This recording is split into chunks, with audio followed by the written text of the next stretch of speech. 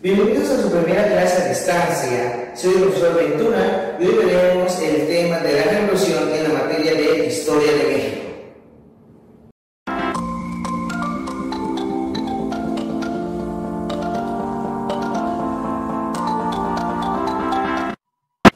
Muchos piensan que la revolución solo es una pequeña etapa en la cual solamente comienza donde Francisco I. Madero se rebela contra Porfirio Díaz y termina tras el exilio de Porfirio Díaz en 1911.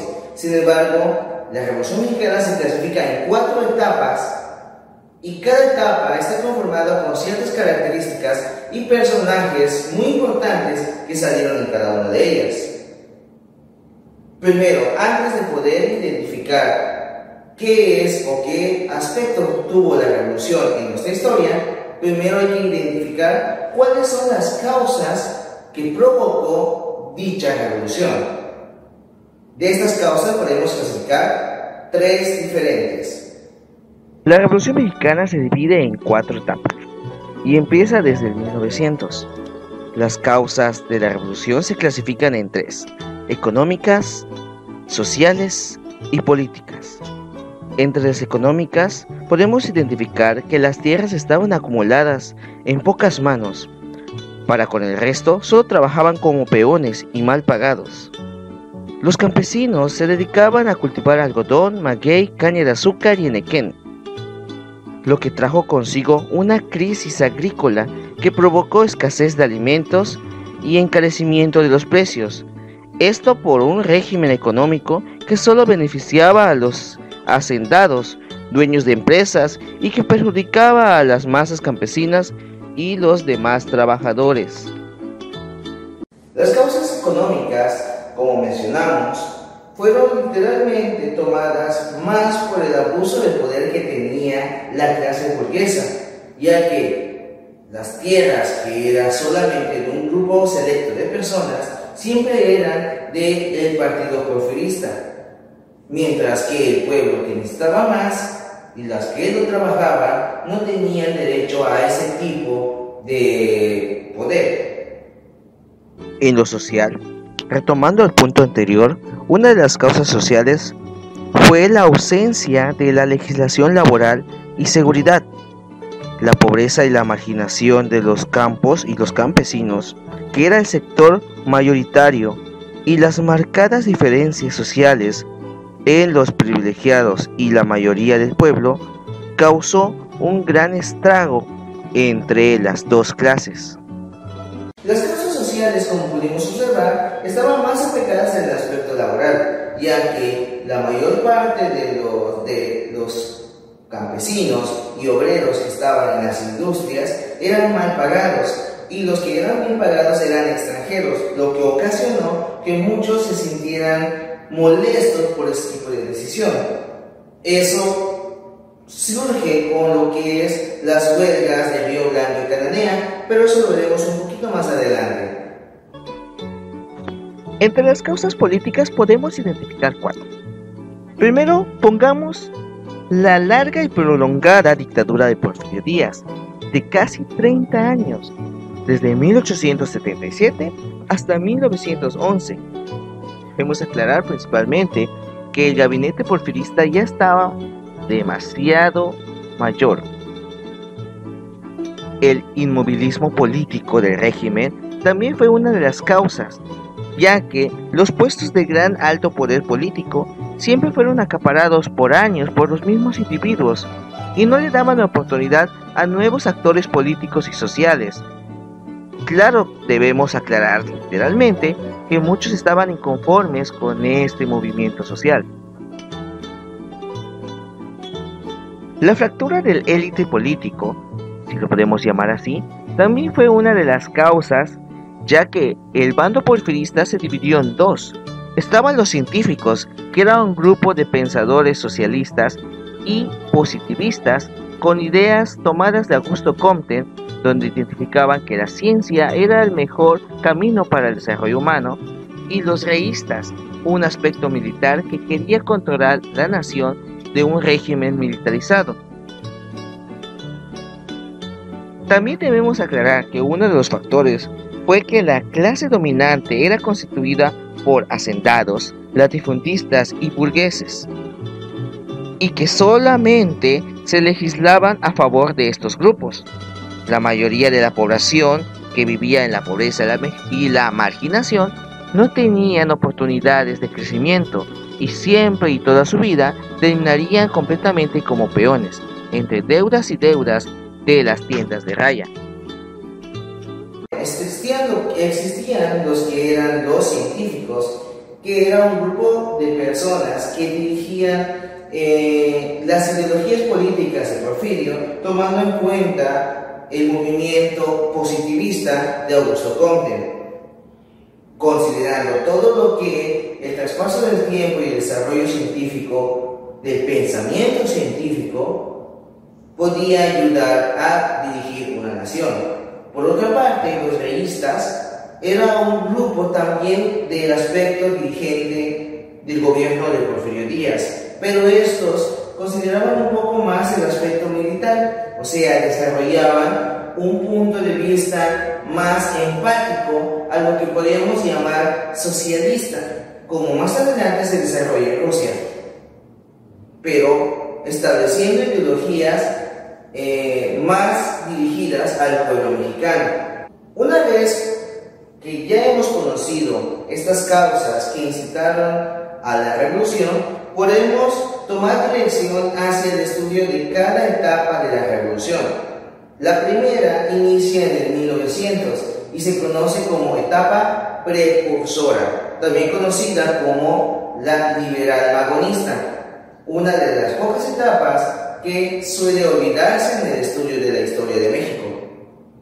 En la primera etapa de la Revolución Mexicana, nombrada como la etapa precursora o liberal magonista, no tomaban todavía la idea de una revolución bélica.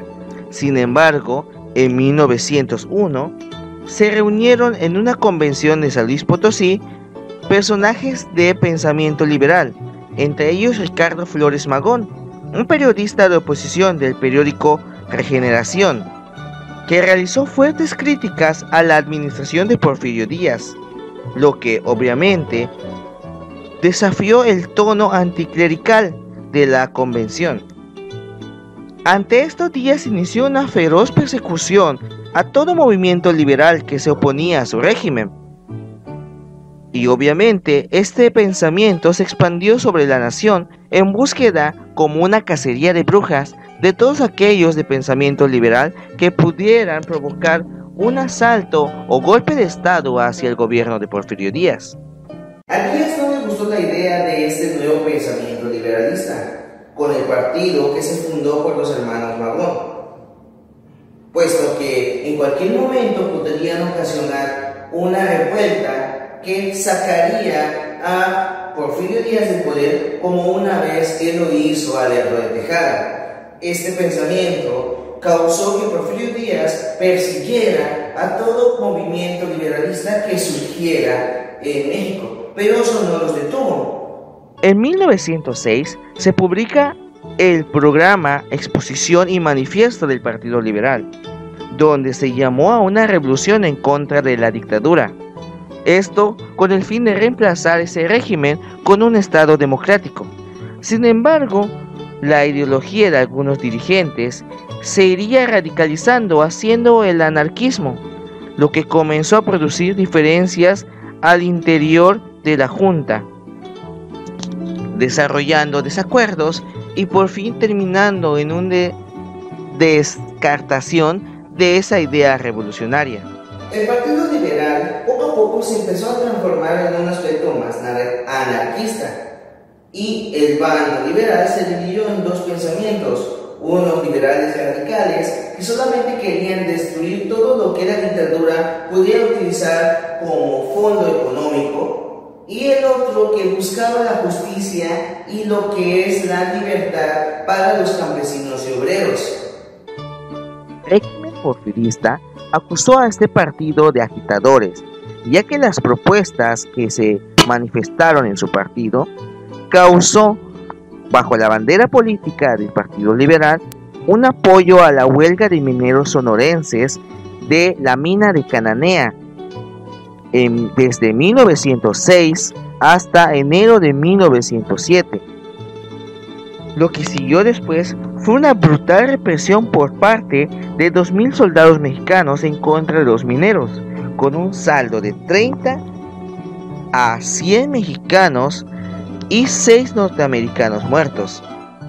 Hay que recordar que gracias a estas huelgas se creó un espíritu combatiente contra el porfiriato que llevaba muchos años en el poder. A pesar que se levantaron para buscar una nueva forma de establecimiento obrero en estas minas, no resultó como querían. Sin embargo, el pensamiento de la lucha contra la dictadura porfirista se sembró en ese momento con las primeras huelgas, y no fue la última.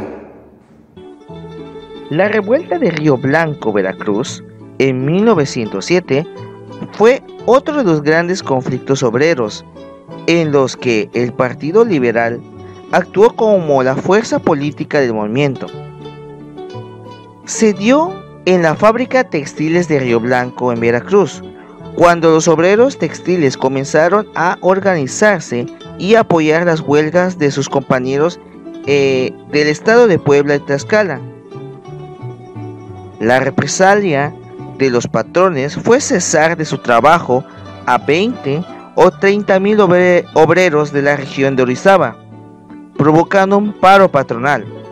Aunque los desesperados trabajadores buscaron directamente apoyo en Díaz, este reaccionó por favor de los industriales y mandaron al ejército, cometiendo una matanza indiscriminada de obreros. El gobierno de Porfirio Díaz mandó a la milicia mexicana a reprender a todos estos obreros de Río Blanco, causando que dentro de ese forcejeo, esta represión, muchos de esos obreros e incluso campesinos que habitaban la cercanía fuesen ejecutados, llevando consigo un gran número de muertos solamente por la búsqueda de una igualdad laboral.